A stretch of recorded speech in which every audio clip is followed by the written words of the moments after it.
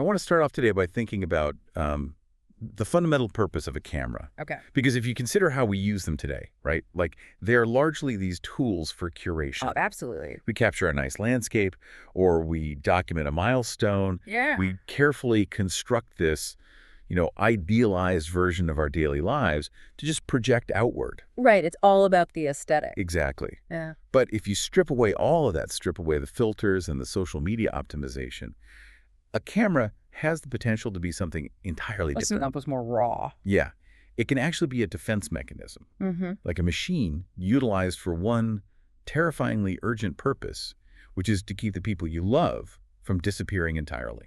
That is a really powerful way to frame it. Right. So, welcome to today's deep dive. We are taking you into the life, the visual revolution, really, and the enduring impact of the legendary photographer Nan Goldin. It is such a remarkable trajectory to trace, too. I mean, we are not merely looking at a sequence of photographs here. Yeah. We're examining a profound shift in how human relationships and vulnerability and marginalization are documented. Right, because her archive, it really forces us to confront the history of communities that were, pushed to the absolute fringes of society. Completely. And her journey begins in this deeply traumatized childhood, moves through total immersion in the chaotic, hyper-creative underground of 1970s and 1980s New York City. The best era. And ultimately, it evolves into some of the most high-stakes, effective institutional activism of the modern era. And look, you are here because you want the nuance. You want to understand these massive cultural shifts without having to wade through a towering stack of art history textbooks. Which can be incredibly dry. Exactly. So that is our mission today. We're going to place you directly inside the gritty, electric, and honestly heavily shadowed world of the Lower East Side during this really pivotal era. We won't just be discussing abstract photographic theory either. No, we are going to vividly deconstruct 10 of Goldin's most iconic images. We want you to visualize exactly what made her perspective so disruptive.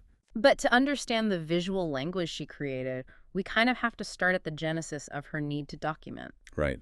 We have to go back to the Washington, D.C. suburbs in the 1950s and 60s. Yeah, the environment she was born into in 1953 is absolutely crucial for understanding her eventual rebellion against it. Setting the stage. Right. She was raised in a middle-class Jewish family that prioritized outward appearances above almost everything else. It was that classic era of mid-century American suburban stability, or I guess the aggressive projection of it. That's the key. The perfectly manicured lawn, the quiet household, the absolute adherence to strict societal norms. Right. But beneath that heavily curated facade, there was severe internal unrest. The family operated under this strict code of silence regarding anything unpleasant or anything emotionally complex. It's that suffocating post-war suburban dynamic, right? Where the keeping up appearances actively smothers the people living inside the house. Exactly. And that suffocating environment ultimately led to the defining trauma of Goldin's life. The suicide of her older sister, Barbara. Yes. Barbara's death fundamentally shattered the family's illusion of control. But they didn't really confront it, did they? No, not at all. Rather than confronting the tragedy, the family's instinct was to conceal it.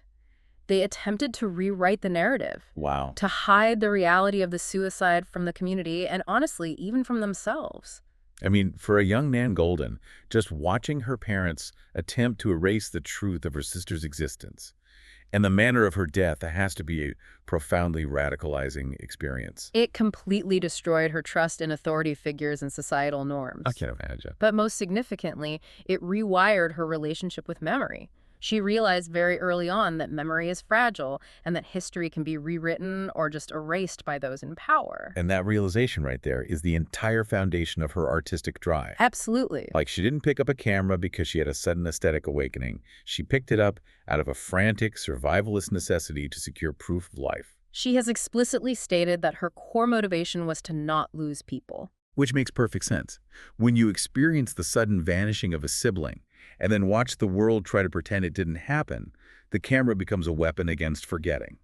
It is an objective record. It says, this person was here, this happened. So after Barbara's death, Goldin's rebellious behavior escalated, right? It did, leading her parents to eventually send her away from home. But this is where the pivotal shift happens. Yes. She was sent to the Satya Community School in Lincoln, Massachusetts.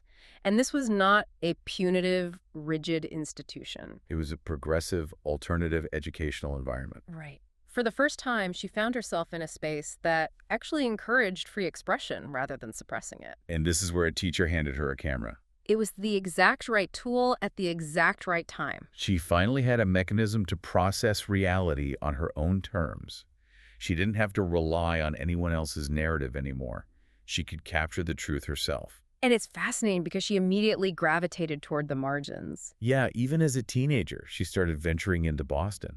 embedding herself with the local drag queens and the alternative youth. She started documenting their lives, their glamorous transformations, their chosen families. This became her earliest body of work, which was later compiled as The Other Side. She was finding her people Yeah. and simultaneously finding a way to make them permanent. That concept of the chosen family is really the connective tissue of her entire life's work. Definitely. By the late 1970s, Goldin recognized that she needed a larger canvas, a place where these marginalized communities were congregating en masse. So she moved to New York City.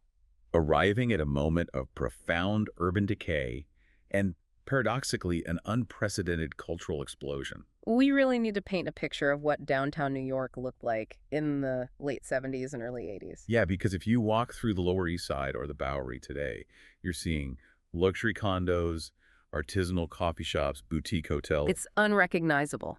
But back then, the city was on the brink of bankruptcy. I mean, buildings were literally crumbling. Landlords were just abandoning properties. The streets were genuinely dangerous. Very dangerous. But that economic collapse created a vacuum.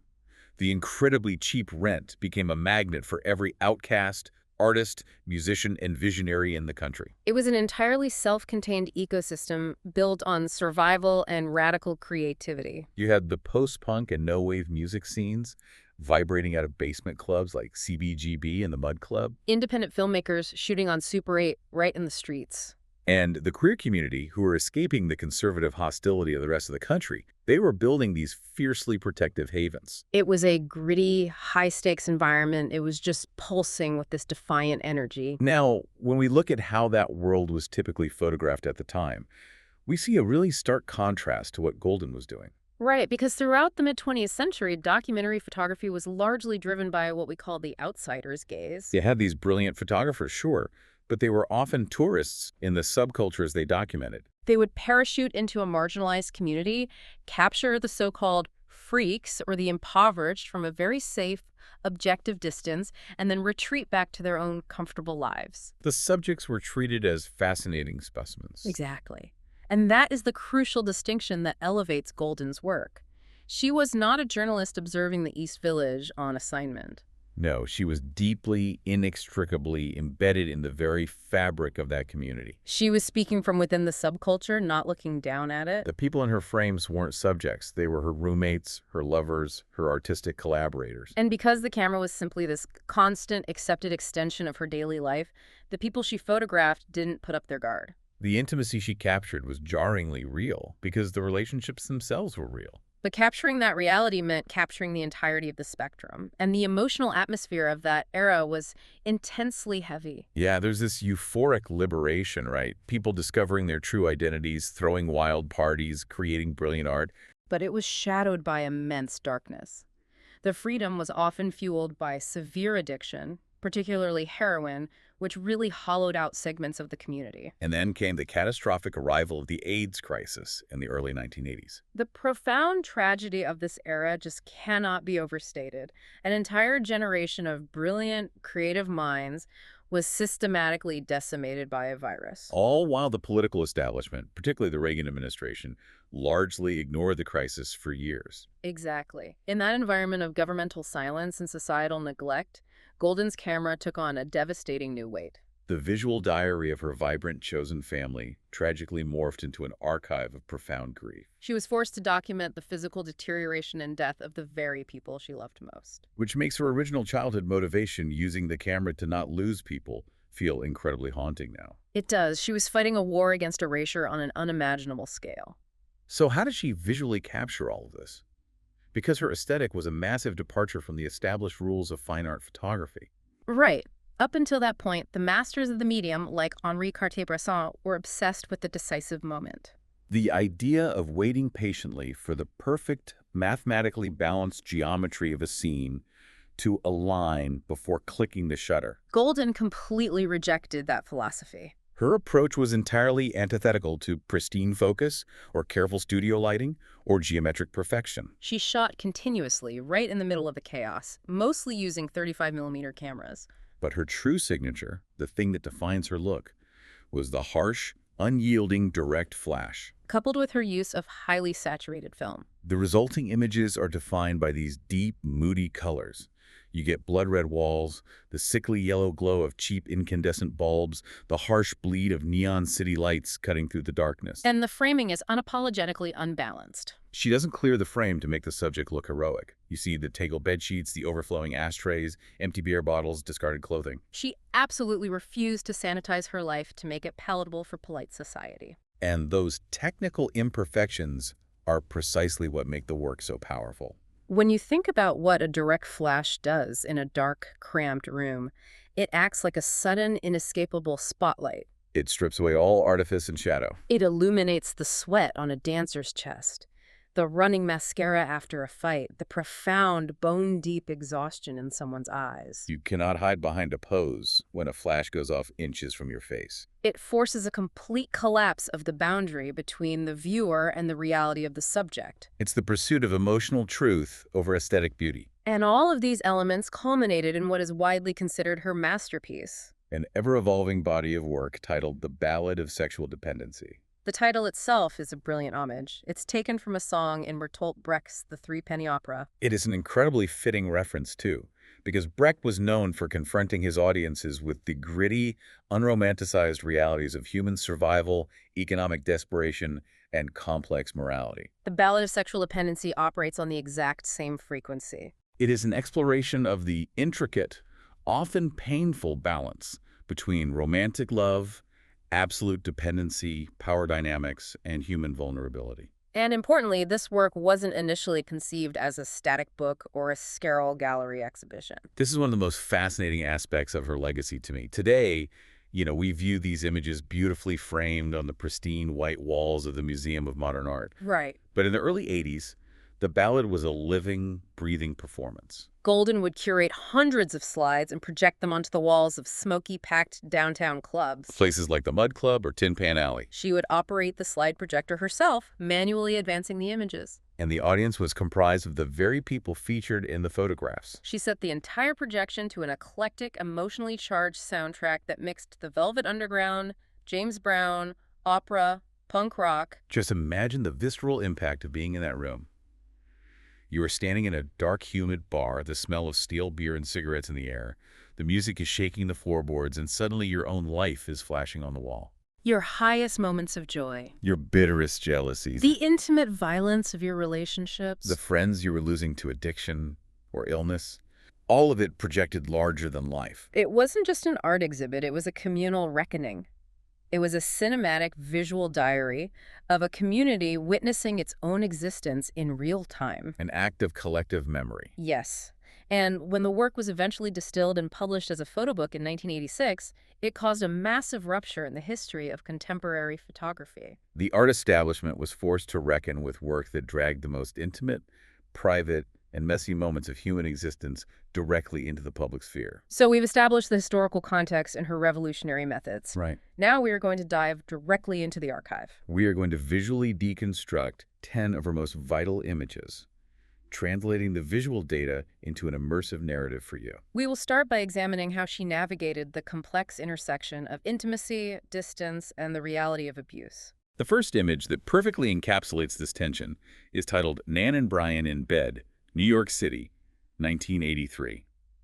Picture the framing. You are positioned looking down at a mattress from a slightly elevated angle. The ambient light in the room is suffocatingly dim. It's dominated by this intensely warm, moody red tone. But the harsh flash cuts through the center of the frame, harshly illuminating the messy, deeply wrinkled white bedsheets. On the left side of the mattress lies Nan Goldin. She is looking directly, almost piercingly, up into the camera lens. On the far right side of the frame is her lover, Brian, He is shirtless, smoking a cigarette, and his head is turned completely away from her, staring off into the dark periphery of the room. entirely lost in his own thoughts. What's so brilliant about this photograph is how it completely subverts our spatial expectations. Because a shared bed is universally coded in our culture as the ultimate landscape of romantic closeness and physical intimacy. But Goldin captures the exact opposite. The bed here is a landscape of profound emotional isolation. They are physically occupying the same cramped space, separated by mere inches of fabric, yet psychologically they are on different planets. Her direct, challenging gaze into the lens highlights her acute awareness of the disconnect. While his turn back illustrates the sheer loneliness that can exist deep within a relationship. It perfectly captures that agonizing feeling of being completely alone while someone is sitting right next to you. That theme of domestic distance echoes in our second image, taken a year earlier. It is called Greer and Robert on the Bed, New York City, 1982. The setting here shifts to a more typical, cramped New York apartment. The flash bounces off the walls, highlighting the mundane clutter of cohabitation. You see clothing draped over furniture, the chaotic mess of daily living. Greer's perched right on the very edge of the bed. Her posture is slightly rigid, leaning forward. Robert is situated further back on the mattress, leaning away from her, his posture much looser. There is no explosive drama in this frame. No, they aren't in the middle of a screaming match. Nor are they locked in a passionate embrace. It's simply the quiet, heavy reality of existing in the same room. By looking at their body language, Greer tense on the edge, Robert receding into the background, you can feel the unspoken friction. It is a masterclass in capturing the unglamorous exhaustion of sharing a life. The camera acts as a completely silent, unacknowledged witness to the slow erosion of connection. But that quiet erosion of connection eventually gave way to explosive violence in her own life. Which brings us to one of the most historically significant images of the 20th century. Image 3. Nan 1 month after being battered, 1984. This image commands your absolute attention. It is a tight, close-up self-portrait of Goldin. The contrast within the frame is jarring. She has carefully groomed herself. Her hair is perfectly styled. She is wearing bright, flawless red lipstick and elegant jewelry. She has presented herself with dignity. But her left eye is violently, grotesquely swollen. The heavy bruising is a deep, dark purple and black. It's glaringly obvious, despite the makeup she is wearing to try and soften it. It is an incredibly shocking juxtaposition between the societal expectation of female presentation and the brutal reality of domestic violence. And what elevates this from a mere document of trauma to a towering work of political art is her gaze. She is looking dead into the lens. There is no lowered head, no attempt to hide behind a veil of shame. Her expression is fiercely defiant. In the mid-1980s, domestic abuse was largely treated as a private, shameful secret. Something to be whispered about behind closed doors, but never acknowledged in polite society or fine art. By photographing her own battered face and projecting it on walls in public, she refused to play the role of the silent victim. She took her private trauma and weaponized it into an undeniable public truth. It is an act of supreme courage. She forces the viewer to carry the weight of looking at the reality of abuse. From the dark realities of her intimate relationships, her lens also captured the blazing resilience and vitality of her broader community. This brings us to the queer underground and the stage of daily life. Mainstream culture in the 80s and early 90s actively demonized or completely ignored queer communities, particularly drag culture. But Goldin didn't capture them as tragic outcasts or exotic spectacles. She captured their fierce confidence, their glamour, and their seamless integration into the everyday fabric of this city. Let's examine image 4. Misty and Jimmy Paulette in a taxi, New York City, 1991. Imagine you are sitting in the front passenger seat of a classic New York yellow cab. You twist around to look over the divider into the back seat. Sitting there are two drag queens in full, spectacular presentation. On the right, Jimmy Paulette is staring straight down the barrel of the lens. Wearing heavy, immaculate makeup and a towering, bright blonde wig. Next to Jimmy is Misty, who is looking away, calmly composed, watching the city roll by. Bleeding through the cab windows from the outside world are the intense smeared yellow and red neon lights of the Manhattan streets. The spatial dynamics of this photo are crucial. They are not hiding backstage in a dimly lit underground club. They are occupying a highly visible, incredibly mundane public space, a taxicab. The photograph transforms a simple transit ride into a powerful assertion of queer visibility. Jimmy's direct, unwavering stare into the flash is a look of absolute self-possession. It's a declaration that they have every right to move through the public sphere, illuminated by the neon lights of the city, without apology or fear. It's a triumphant image. It radiates the energy of, we are here, we are moving through the world, and we are spectacular. And that idea of constructing that spectacular identity brings us to image 5. Jimmy Paulette and Taboo. In the bathroom, New York City, 1991. We move from the public transit of the taxi into the intensely private, cramped confines of a New York bathroom. The direct flash ricochets off the mirrors and porcelain sinks. We catch Jimmy Paulette and Taboo in the chaotic, messy process of getting ready. The counters are absolutely covered in the clutter of transformation. Makeup palettes, brushes, hairspray, bottles stacked everywhere. What makes this image so compelling is how it deconstructs the boundary between backstage preparation and the main stage performance. By bringing the camera into the bathroom, a space usually reserved for the most mundane daily routines, she strips away the artificial exoticism that an outsider might apply to drag. Instead, she highlights the labor, the artistry, and the deep camaraderie involved in the shared construction of identity. You are witnessing the raw materials of glamour before the curtain goes up. Exactly.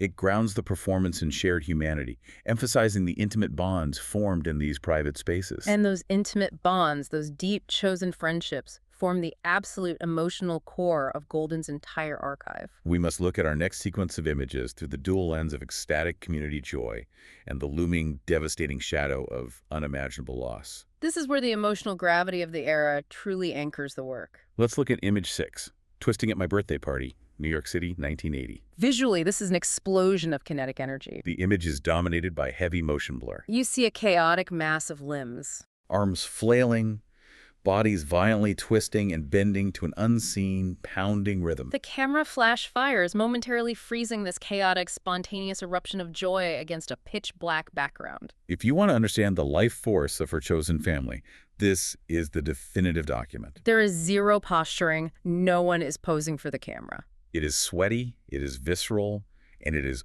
overwhelmingly joyous. You can practically hear the post-punk bass line and feel the floorboards threatening to give way. It is a crystallized moment of pure, uninhibited freedom among a group of marginalized people who have found absolute safety in one another. But that safety, that joyous freedom, was tragically fragile. To comprehend the depth of what was lost, we have to focus on specific individuals who are the gravitational centers of this community. Which brings us to image 7. Cookie at Tin Pan Alley, New York City, 1983. To understand this photo, you have to understand who Cookie Mueller was. She wasn't just a face in the crowd, she was the ultimate icon of the downtown scene. She was a brilliant, razor-sharp writer, a star in John Waters' early underground films. And a woman who possessed an otherworldly, magnetic charisma. In this image, we are inside the dimly lit Tin Pan Alley bar. The air is thick, hazy with layers of cigarette smoke. You can see the messy arrangement of glasses on the bar top. And sitting in the center of the frame is Cookie. She is looking back at Goldin with a gaze that is remarkably relaxed, fiercely intelligent, and completely confident. This is not merely a portrait of a famous scene fixture. No, it is a profound visual articulation of deep platonic love. The way the camera lingers on her, the specific quality of the focus and lighting. It radiates Goldin's intense admiration and protective affection for her closest friend. The bar setting isn't an arbitrary backdrop. It is the natural sanctuary of their social ecosystem, captured with total, unforced intimacy. Which makes image 8 so profoundly moving, and when viewed through the lens of history, absolutely devastating. Image 8 is Cookie and Vittorio's wedding, New York City, 1986. Visually, it is an image of profound warmth and hope. Cookie is wearing a beautifully simple white dress. Vittorio, her new husband, stands closely beside her, his expression relaxed and content. The signature direct flash washes over them, highlighting the tight, loving community gathered around them. In the moment it was taken, it is a document of pure celebration. But history changes the context of the frame entirely. Just 3 years after this joyful photograph was taken, Cookie Mueller died of AIDS-related complications in 1989. She was 40 years old. Vittorio also died of the disease. When you possess that terrible knowledge, the image ceases to be just a wedding photo. It transforms into a desperate, vital artifact. It is Goldin physically holding on to her best friend, deploying the camera as a shield against the cruel, unstoppable march of disease. It proves that amidst the horror of the epidemic, there was still profound joy and love. That realization that these photographs were often the only remaining proof of these vibrant lives is what gives the archive its staggering power. The desperation to hold on to one another, both emotionally and physically, is perfectly encapsulated in Image 9, The Hug, New York City, 1980. This is a suffocatingly tight, extreme close-up. Two figures are locked together, their faces pressed so intensely against one another that they fill the entire frame. The background, the room, the context, all of it is pushed completely out of frame. All that exists is this overwhelming, almost aggressive physical connection. This goes far beyond a casual embrace or a snapshot of romance. It is a stark visual representation of raw human necessity. When you look at the tension in their faces, it is about fierce protection and absolute dependency. The way they are clutching each other suggests they're holding on as if their very survival depends on it. It distills the entire thesis of the Ballad of Sexual Dependency down to a single frame. The intense, beautiful, and sometimes terrifying need we have to anchor ourselves to other human beings. And nowhere is that need for physical anchoring more agonizingly clear than in our final image. Image 10. Jules and Gacho kissing. Paris, 1993. The visual reality of this photograph is incredibly difficult to confront, yet impossible to look away from. We see Gilles sitting on the edge of bed. His body is visibly, terribly ravaged by the late, unforgiving stages of AIDS. He is frail, his skin pulled tight over his bones, profoundly weakened. Wrapped entirely around him is his lover, Gacho. Gacho is burying his face in Gilles' neck, holding him in a desperate, fiercely protective embrace. In the 1980s and early 90s, the political discourse surrounding AIDS was heavily driven by stigma, fear-mongering, and a deliberate distancing from the humanity of the victims.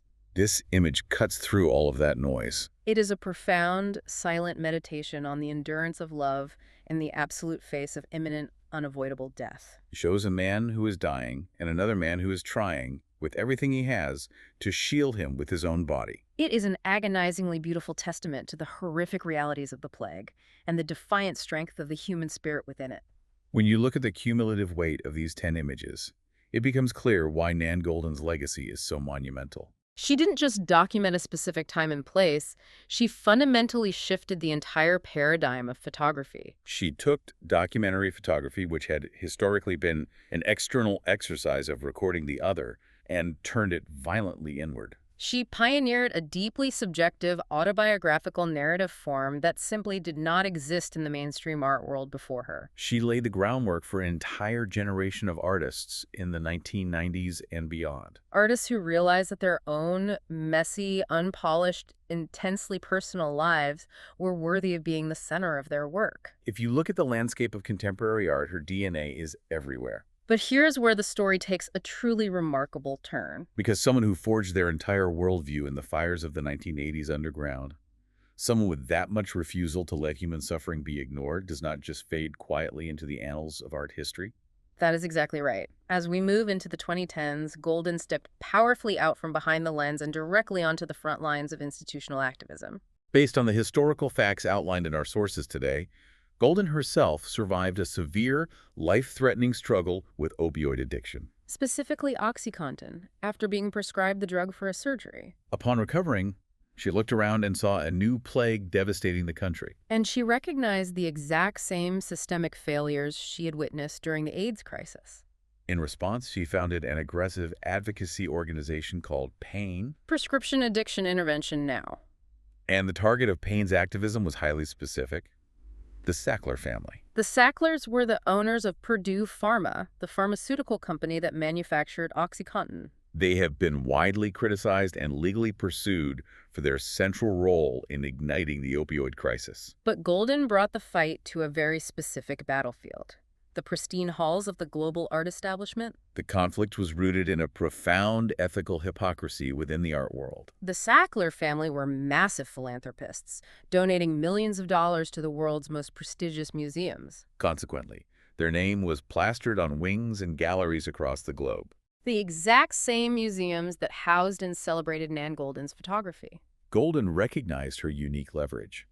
She and Payne began staging highly visible, incredibly disruptive performative protests inside these institutions. The visuals of these protests were as striking as her photographs. They went into the Guggenheim Museum in New York, and from the top of the iconic spiral ramp, they rained down thousands of fake prescription slips. creating a blizzard of paper that fluttered down to the lobby where activists staged a die-in, lying motionless on the floor. They threw fake pill bottles into the reflecting pool at the Metropolitan Museum of Art. The demand was clear and unyielding.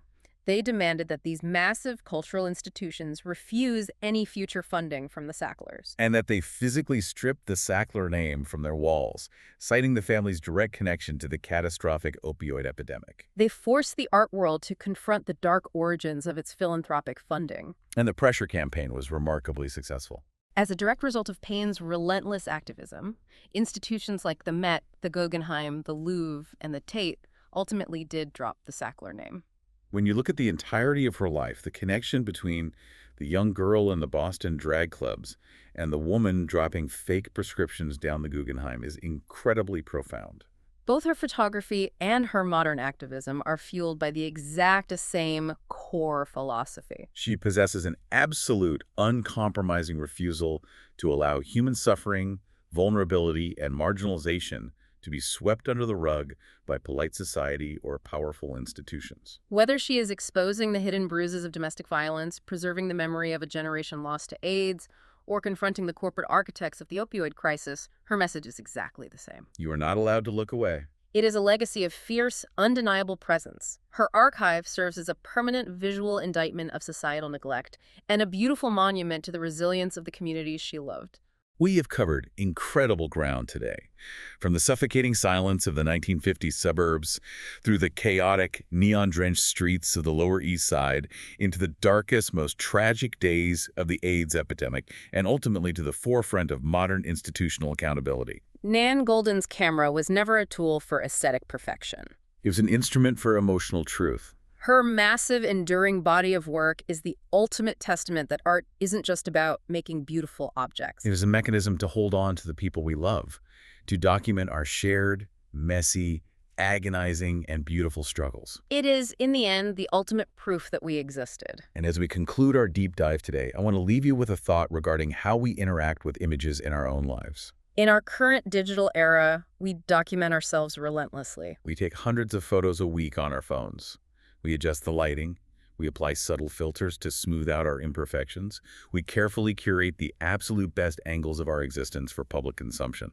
But imagine for a moment if your own digital archive was given the Ballad of Sexual Dependency treatment. If your camera roll was projected onto a massive wall right now, accompanied by a soundtrack, and played for a room full of people, Would it reveal the raw, vulnerable, messy truth of who you actually are and the reality of the people you love?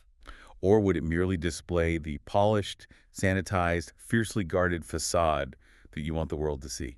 That is a brilliant question to sit with the next time you open your camera app. Thank you so much for joining us on this deep dive. It has been a heavy, vital journey through the lens of an artist who changed the way we see the world. Keep questioning the narratives around you, keep looking for the unvarnished truth beneath the surface, and we will see you next time.